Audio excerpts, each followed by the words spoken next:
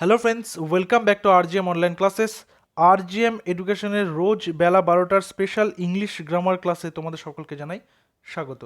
আজ আমরা class number 6-এ বেশ কিছু ইংলিশ গ্রামার এবং ভোকাবুলারি টপিক থেকে চ্যালেঞ্জিং কোয়েশ্চেন্স আলোচনা করব।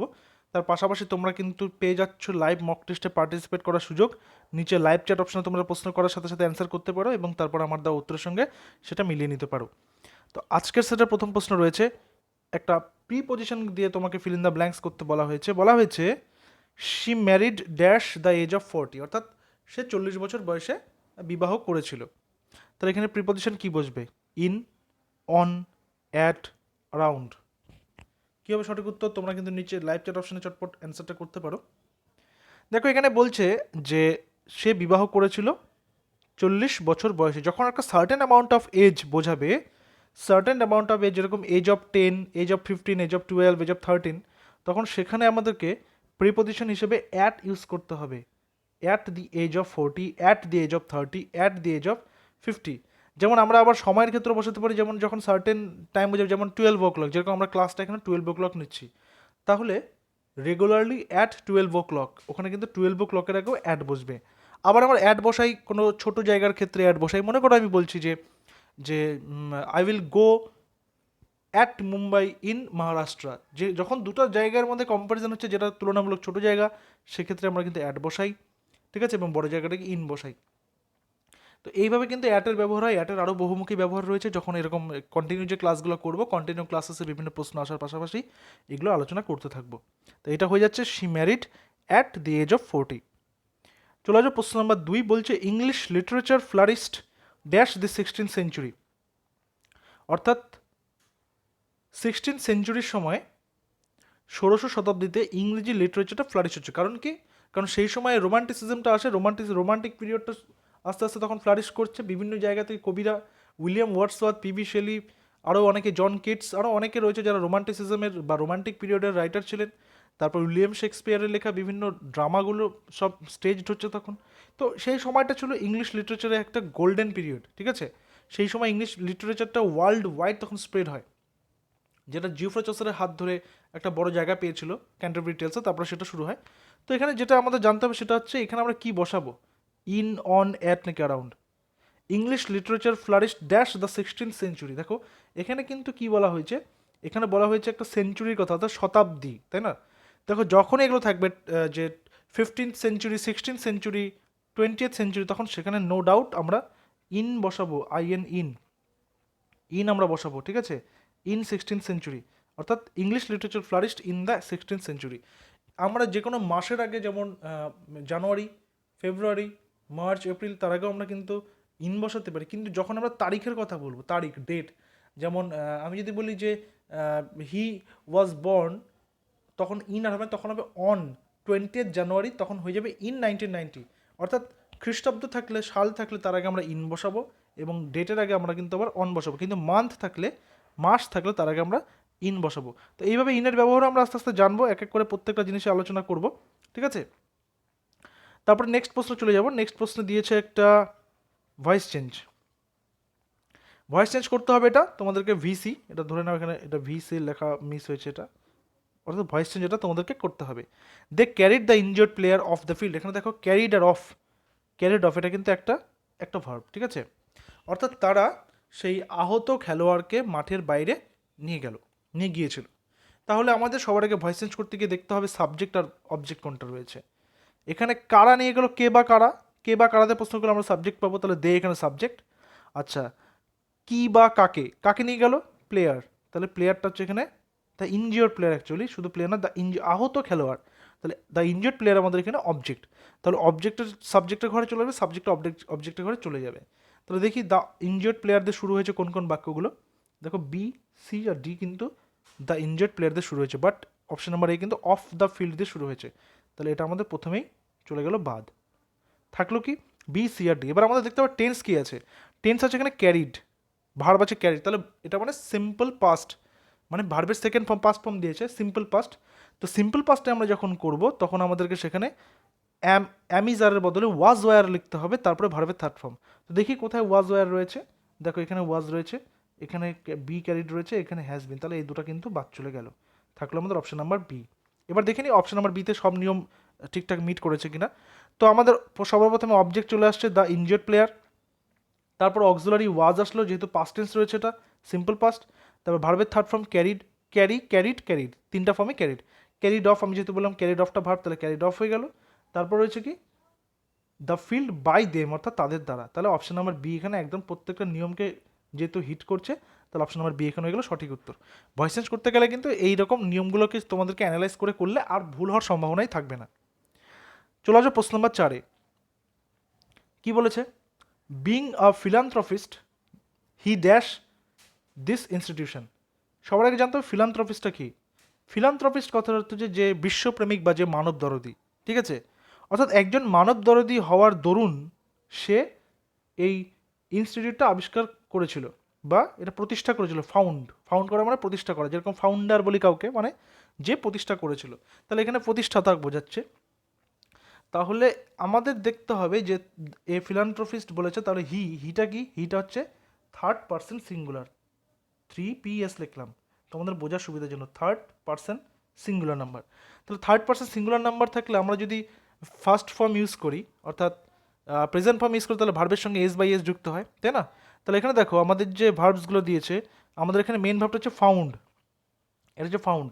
তাহলে আমি যদি এখানে ফাউন্ড করি, তাহলে এখানে গ্রামাটিক্যাল একটা মিস্টেক থেকে যাচ্ছে, কারণ এখানে এস নেই। থার্ড পার্সন সিঙ্গুলার সাথে ফাউন্ডস দরকার ছিল, তাহলে প্রেজেন্টে এটা বসছে না, ফাইন তো হবেই না। বেঁচে থাকলো আমাদের ফাউন্ডেড আর ওয়াজ ফাউন্ডেড। তাহলে ফাউন্ডেড মানে হচ্ছে V2, আর ওয়াজ ফাউন্ডেড হচ্ছে প্যাসিভ ফর্মে রয়েছে, এম ইজ আর ওয়াজারের সঙ্গে ভার্বের থার্ড ফর্ম। তাহলে এটা তো যেহেতু ডিরেক্ট সাবজেক্ট প্রথমে বসেছে, তাহলে তো আমার ওয়াজ ফাউন্ডেড করা যাবে না এখানে, তার জন্য তো দ্য ইনস্টিটিউটটা আগে আসতে হতো। যদি আমার এটা প্যাসিভে করতে হতো, তাহলে আমাকে this institution was founded by him করতাম আমি, তাহলে ওয়াজ ফাউন্ডেডটা আমি ইউজ করতাম। যেহেতু সাবজেক্ট ডাইরেক্ট হচ্ছে, তাহলে আমাকে ডাইরেক্ট ভার্বটা ইউজ করতে হবে এখানে, অর্থাৎ অপশন নাম্বার এ হবে এখানে সঠিক উত্তর, যে being a philanthropist he founded this institution, অর্থাৎ একজন দেশপ্রেমিক বা একজন মানবদরদী হওয়া, একজন বিশ্বপ্রেমিক হওয়ায় সে এই ইনস্টিটিউটটা বা এই প্রতিষ্ঠানটা সে তৈরি করেছিল বা স্থাপিত করেছিল। ঠিক আছে?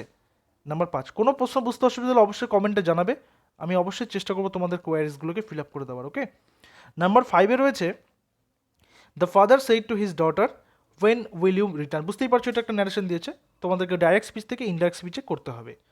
সবার আগে দেখতে হবে আমাদের যে এখানে যে রিপোর্টেড স্পিচটা রয়েছে, অর্থাৎ ইনভার্টেড কমার ভিতরে যে পার্টটা আছে, সেটাকে বলা হয় রিপোর্টেড স্পিচ। রিপোর্টেড স্পিচটা কী ধরনের সেন্টেন্স? রিপোর্টেড স্পিচটা রয়েছে একটা কোয়েশ্চেন, অর্থাৎ ইন্টারোগেটিভ সেন্টেন্স। তো ইন্টারোগেটিভ সেন্টেন্স থাকলে আমাদের ইনডাইরেক্ট করার সময় সবসময় আক্সড ইউজ করতে হয়। আক্সড ইউজ করেছে, বাট অপশন নাম্বার বিতে টোল্ড ইউজ করেছে, তাই না? তাহলে এটা আমাদের বাদ চলে গেল কিন্তু, ঠিক আছে? আচ্ছা, সেকেন্ডলি আমাদের দেখতে হবে রিপোর্টিং ভার্ব, এখানে সেইড আছে, এটা কোন টেন্স আছে? সেইড মানে পাস্ট টেন্স, তাহলে আমার কিন্তু রিপোর্টেড স্পিচটাও চেঞ্জ হবে, টেন্সটা চেঞ্জ হবে, উইলটা উড হয়ে যাবে। ওকে, দেখো এখানে উড করেছে, এখানে উড করেছে, এখানেও উড করেছে, তিনটাতে উড করেছে। এবার আমাদের ফরমেশনটা হচ্ছে, মনে রাখবে ভালো করে, প্রশ্নসূচক বাক্যটা যদি WH কোশ্চেন দিয়ে শুরু হয়, অর্থাৎ এখানে যেরকম হোয়েন রয়েছে, তাই না? যদি WH কোশ্চেন দিয়ে শুরু হয়, তাহলে আমাদের কি করতে হবে? তাহলে আমাদের করতে হবে যে আমরা যখন সেটাকে ইনডাইরেক্ট স্পিচ করব, ন্যারেশন চেঞ্জ করব, সেই পার্টিকুলার WH ওয়ার্ডটাই আমার লিঙ্কার হবে, ইফ লিঙ্কার হবে না। তো দেখি কোথায় কোথায় লিঙ্কার ইউজ করেছে হোয়েনটাকেই, এই যে হোয়েন করেছে, এই যে হোয়েন করেছে, এখানে আবার ইফ করে দিয়েছে। ইফ কখন হয়? যখন ইয়েস নো কোশ্চেন হয়। যেমন তুমি কি আজকে গান গেয়েছিলে, উত্তর তুমি দেবে হ্যাঁ গিয়েছিলাম, বা বলবে না গাইনি। অর্থাৎ যে সমস্ত প্রশ্নের উত্তরে হ্যাঁ বা না উত্তর আসবে, সেগুলোকে বলা হয় ইয়েস নো কোয়েশ্চেন, সেগুলোর ক্ষেত্রে ইফ বসে। তাহলে এটা ইফ হচ্ছে, এখানে ভুল আছে, তাহলে আমি এটা বাদ দিয়ে দেবো। থাকলো আমার অপশন নাম্বার এ আর অপশন নাম্বার ডি, তাই তো? এইবার দেখো, এইবার হচ্ছে আমাদের এখানে সেইড আছে, তাহলে এটা উইলটা উড হয়ে যাবে। আচ্ছা, তারপর WH এর পর আমাকে কি করতে হবে? সাবজেক্টটাকে আনতে হবে, ইউ আনতে হবে, ইউ মানে হিজ ডটার, তাহলে শি, তাই না? এখানে দেখো হোয়েনের পরে শি আছে, তারপরে কি হচ্ছে? উইলটা উড হয়েছে, এখানে উড আছে, এখানেও উড আছে। তারপরে কি বলছে? রিটার্ন আছে, এখানে রিটার্ন আছে। এইবার যে দুটো জিনিস তোমাদেরকে দেখতে হবে, অর্থাৎ এই দুটো তুমি বাদ দিয়ে দাও, BRC বাদ দিয়ে দাও। দুটো জিনিসের মধ্যে এবার আমরা একবার করে রিডিং করবো। এ বলছে the father asked his daughter when she would return, D বলছে the father asked his daughter when she would return. দেখো দুটাতে তো একই রয়েছে, কোথাও পার্থক্য নেই। পার্থক্য কি চোখে পড়লো? পার্থক্য কিন্তু একটা আছে, ঠিকই বলেছো, একদম ভেরি গুড। অপশন নাম্বার এতে দেখো ফুল স্টপ আছে, অপশন নাম্বার ডিতে আছে কোয়েশ্চেন মার্ক। ন্যারেশন চেঞ্জ করার সময় বাক্যটা যেই ধরনের বাক্যই থাকুক না কেন, assertive, interrogative, optative, imperative, exclamatory, vocative, যে ধরনের বাক্যই থাকুক না কেন সেটা অ্যাসার্টিভ হয়ে যাবে। অর্থাৎ এখানে কোশ্চেন মার্কটা ভুল আছে, এটা হচ্ছে আমাদের সঠিক উত্তর। এভাবে অ্যানালাইজ করে করলে কিন্তু তোমাদের আর ভুল হওয়ার সম্ভাবনা থাকবে না। ওকে, তারপর তোমরা যদি ন্যারেশনের ক্লাসগুলো দেখতে চাও সেটা কিন্তু আমার চ্যানেলে রয়েছে, তোমরা লিখতে পারো যে ন্যারেশন চেঞ্জ RGM এডুকেশন, তোমরা ইউটিউবে সার্চ করলে প্রত্যেকটা ক্লাস একদম বাংলা নোট সহকারে বিস্তারিত আলোচনা সহ কিন্তু পেয়ে যাবে। ওকে, আসবো নাম্বার 6তে, বলছে India is one of the leading film producing country in the world. আমাদের সেই আবার বহু প্রচলিত কমন এরার্স। কমন এরার্সটা প্রতিদিন কেন করাচ্ছে? কারণ কমন এরার্স থেকে কিন্তু প্রশ্ন থাকবেই এবং এটা খুবই ক্রিটিক্যাল এবং খুবই গুরুত্বপূর্ণ একটা টপিক, সেই কারণে রেগুলার প্র্যাকটিস করলে তোমাদের অনেকটাই সুবিধা হবে। বলছে India is one of the leading film producing country in the world, অর্থাৎ ভারতবর্ষ হচ্ছে আমাদের এই পৃথিবীর মধ্যে ওয়ান অফ দ্য লিডিং, অর্থাৎ বিভিন্ন দেশগুলোর মধ্যে বা বিভিন্ন যেই দেশগুলো লিড করছে প্রথম দিকে সারিতে রয়েছে তাদের মধ্যে আমাদের দেশটাও কিন্তু একটা, তাই তো? তাহলে দেখো এখানে আমাদের তো কোনো ভুল আছে কি না আছে সেটা আমাদের খুঁজতে হবে। দেখো ভুল তো নেই মনে হচ্ছে আপাত দৃষ্টিতে। এবার আমরা একটু বিস্তারিতভাবে জানবো। India is one of the, আচ্ছা ওয়ান অফ দ্য মানেটা কি? ওয়ান অফ দ্য লিডিং মানে কি? ওয়ান অফ দ্য মানে হচ্ছে পৃথিবীতে এমন আরও কিছু মানে লিডিং ফিল্ম প্রডিউসিং কান্ট্রি রয়েছে যার মধ্যে ইন্ডিয়া একমাত্র, মানে একটা, মানে একমাত্র ইন্ডিয়ায় কিন্তু নয়, ঠিক আছে? অর্থাৎ ইন্ডিয়ার মতন আরও কিছু কিছু কান্ট্রি কিন্তু রয়েছে। তখন এই ধরনের ফ্রেজ যখন আমি ইউজ করব, যে ওয়ান অফ দ্য যখন ইউজ করব, তখন আমার নাউনের সঙ্গে সবসময় প্লুরাল ফর্মে বসাতে হবে নাউনটাকে, কান্ট্রিটাকে কান্ট্রিজ করতে হবে, COUNTRIES, ঠিক আছে? যেমন ধরো আমি বললাম যে Rabindranath was the greatest poet, অর্থাৎ রবীন্দ্রনাথ ছিলেন মহান কবি, সবচেয়ে মহান। কিন্তু যখন আমি এই কথাটা বলবো যে Rabindranath was one of the greatest poets, তখন হয়ে যাবে, তখন আর পোয়েট হবে না। ওয়ান অফ দ্য সবসময় ডিনোট করে হচ্ছে সেরাদের মধ্যে বা অন্যান্যদের মধ্যে একজন, একমাত্র নয়। একমাত্র বললে আমার এখানে সিঙ্গুলার বস্তু, কিন্তু যেহেতু একমাত্র বলেনি ওয়ান অফ দ্য বলেছে তাই এখানে কান্ট্রিজ বসবে। তাহলে ভুলটা কোথায় পেলাম? অপশন নাম্বার সিতে। Got it? আসবো number 7-এ।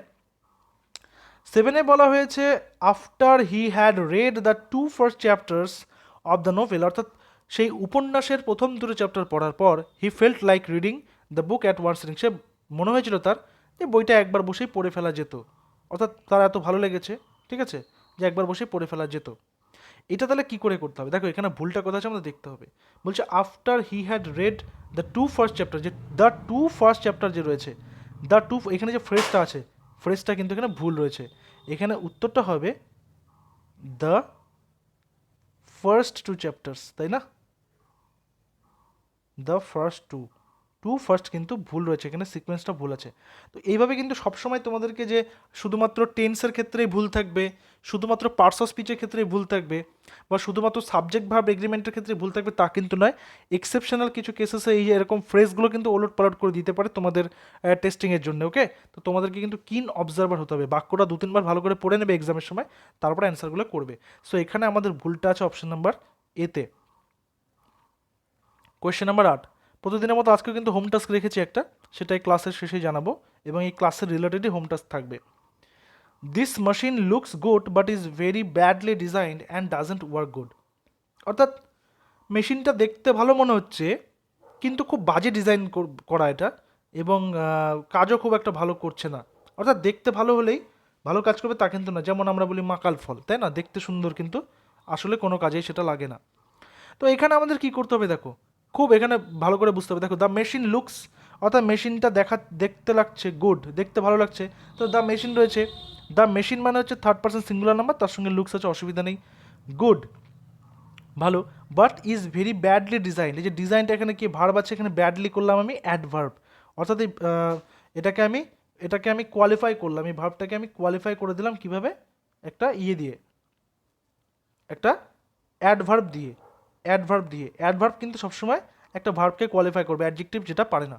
And doesn't work good, এবং এটা ভালোভাবে কাজ করছে না। দেখো ঠিক একইভাবে অপশন নাম্বার ডিতে, এই যে পার্ট নাম্বার ডিতে এখানে ওয়ার্কটা কী কাজ করছে? একটা ডাজেন্ট ওয়ার্ক গুড, অর্থাৎ ভার্বের কাজ করছে। আর গুড এটা কি? এটা হচ্ছে একটা অ্যাডজেক্টিভ। অ্যাডজেক্টিভ সবসময় নাউন বা প্রোনাউনকে কোয়ালিফাই করে, কিন্তু ভার্বকে যখন কেউ কোয়ালিফাই করবে সেটা হচ্ছে অ্যাডভার্ব। তাহলে আমার এখানে গুডটা কিন্তু ইনঅ্যাপ্রোপ্রিয়েট, আমাকে গুডের বদলে এখানে কি ইউজ করতে হবে বলো তো? গুডের পরিবর্তে আমাকে ইউজ করতে হবে ওয়েল। যেটা একটা অ্যাডভার্ব অ্যাডজেক্টিভ কিন্তু নয়। ঠিক আছে, এখানে গুডের পরিবর্তে আমাকে ওয়েল ইউজ করতে হবে, কারণ ওয়ার্কটা এখানে ভার্ব এবং ভার্বকে যে কোয়ালিফাই করবে সে হচ্ছে অ্যাডভার্ব। তাহলে বাক্যটা আমার দাঁড়াচ্ছে the machine looks good but is very badly design and doesn't work good. ঠিক আছে, তাহলে এখানে আমাদের সঠিক উত্তর হচ্ছে অপশন নাম্বার ডি, ওয়েল।